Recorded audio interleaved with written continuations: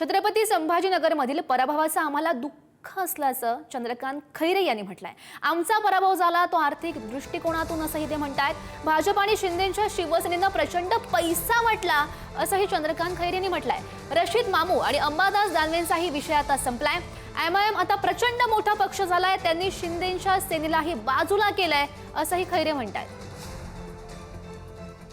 छत्रपती संभाजीनगर महानगरपालिकेचे निकाल हाती आलेले, त्यांनी यात एक हाती सत्ताही भाजपने आता मिळवलेल्या आहेत। मात्र या ठिकाणी गेल्या 20 वर्षापासून जो बाळासाहेबांचा गड होता, शिवसेनेचा गड होता, ती महानगरपालिका आता कुठेतरी भाजपच्या हातात गेलेली आहे आणि या ठिकाणी मोठा पराभव आता ठाकरेंच्या शिवसेनेला सामोरे जावं लागलेलं आहे। या संदर्भात बोलण्यासाठी आपल्यासोबत ठाकरे सेनेचे नेते चंद्रकांत खैरे आहेत।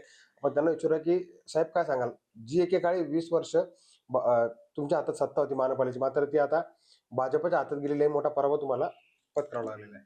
हा पराभव जो झाला ते दुःख झाला मला, आणि कुठेतरी या पराभवापासून आपल्याला कुठेतरी काहीतरी शिकायला मिळून एक उभारी निर्माण होते की नाही, परत आपली ती शिवसेना प्रमुखांनी स्थापन केलेली शिवसेना उद्धव साहेब नेतृत्वाखाली जी आहे ती परत एकदा तशी उभं करायची, ह्या संकल्प त्या ठिकाणी आम्ही केला। एक दुसरी गोष्ट म्हणजे पराभव जो झाला असा जो आर्थिक दृष्टिकोन झाला।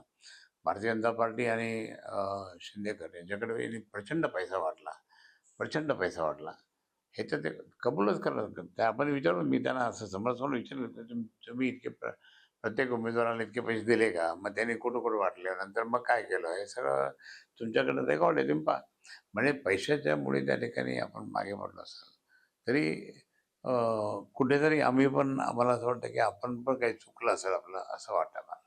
आता हे आरोप प्रत्यारोप निवडणुकीत तर आपण पाहिलेच चालूच होते, आता पुढेही काही दिवस चालूच राहतील, पण इथून आता आपल्याला पुढे कुठेतरी संघटनात्मक काम करून संघटना मोठी करण्याचा उद्देशच घेऊन चालायचं, बाकी दुसरीकडे लक्ष द्यायचं नाही, फक्त संघटना। यात अंबादास दानवे हे प्रचारात उतरलेले होते, मात्र तुम्ही कुठे अंबादास दानवेचा विषय संपला, आता ते अंबादास दानवेच्या विषयाबद्दल आता मी काहीच बोलणार नाही। रशीद मामूचा विषय संपला, अंबादास दानवेचा विषय संपला, आता तो काही नाही। भाजपनंतर एमआयएम हा दुसऱ्या नंबरचा पक्ष आता प्रचंड मोठा, म्हणजे शिंदे सेनेला सुद्धा त्यांनी बाजूला केला। उडाणी न्यूजसाठी मी पवार, छत्रपती संभाजीनगर।